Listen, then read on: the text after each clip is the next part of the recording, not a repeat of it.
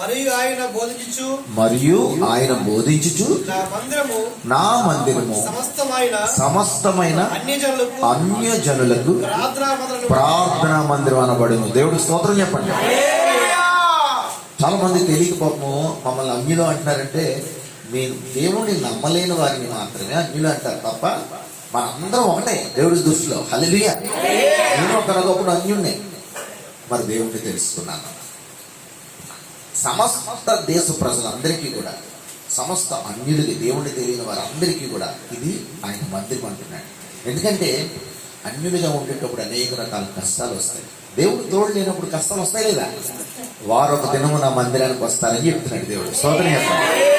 అలాగే రోమా పత్రికలో 3:28-29 అంటాడు, నేను యూదులకైనా దేవుణ్ణి, అన్యులకి దేవుణ్ణి కాదా అంటాడు. దేవుడు స్తోత్రం చెప్పండి.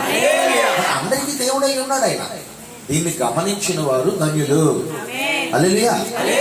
దయచేసి ఇందాక లేఖనాలు చదివించారు యెషయా 53వ అధ్యాయంలో. చాలా చాలా మనం త్రోవ తప్పిపోయాం. త్రోవ తప్పిన వారి కోసమే దేవుడు అంటాడు. యెషయా అధ్యాయంలో ఉంటుంది, మొట్టమొదటి అధ్యాయంలో ఉంటుంది, 2వ వచనంలో ఉంటుంది, ఆకాశమా భూమియు చెవియొగ్గు, నా పిల్లలందరూ కూడా నన్ను విడిచిపోయారని ఉంటారు. దేవుడు స్తోత్రం చెప్పండి. ఎందుకు పిల్లలు అన్నాడంటే ప్రతి ఒక్కరు కూడా ఆయన కుమారులు కుమార్తెలుగా ఉన్నారు. నేను విషయాలు మీతో చెప్పుకొని సాక్ష్యానికి వెళ్తాను. ఈరోజు బాగా గమనించండి, మీ ప్రతి ఒక్కరు కూడా గలతీయులు 3:3లో సంగమా ఈరోజు వినాలి.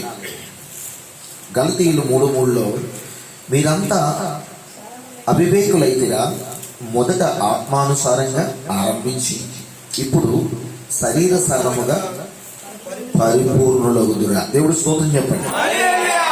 మనం బ్యాప్టిజం తీసుకున్నాక సంపూర్ణులుగా ఉండాలి. అంటే ఎటువంటి పాపము లేకుండా నోటుతో, కంటితో, హృదయంతో, మాటతో, చూపుతో, కాళ్ళతో, జ్ఞానంతో, ఆలోచనతో, బుద్ధితో, మాటతో, తనుతో, శరీరంతో, ఊహతో, తలంపులతో కూడా ఎటువంటి పాపం చేయకుండా దేవుణ్ణి ఆరాధిస్తే నీ కుడి పక్కనే ఉంటాడు దేవుడు. నువ్వు వెలుచున్న చోట ఉంటాడు, వస్తున్న దారిలో ఉంటాడు, నిన్ను కాపాడేవాడేవాడు.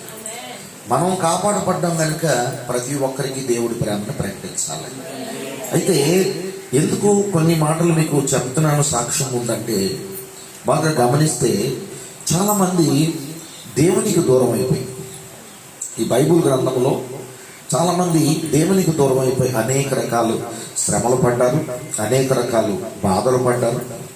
మీరు కొన్ని విషయాలు మీరు చూస్తే, ఆదాము దేవుడి మాట వినలేని వల్ల ఆశీర్వాదం పోగొట్టుకున్నాడు. కయ్యను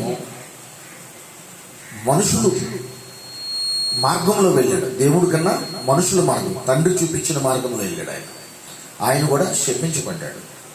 మనం చూసుకుని వస్తే, మనం అబ్షాలోం కోసం మనం చూస్తే, అబ్షాలోం కూడా దేవుని మీద తిరుగుబాటు, తండ్రి మీద, అంటే వీళ్ళు మనుషుల మీద ఆధారపడి ఉన్నారు. అబ్షాలోం చూస్తే మరణానికి పాత్రుడయ్యాడు.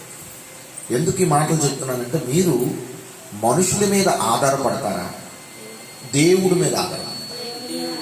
మనుషుల మీద ఎట్టి పరిస్థితుల్లో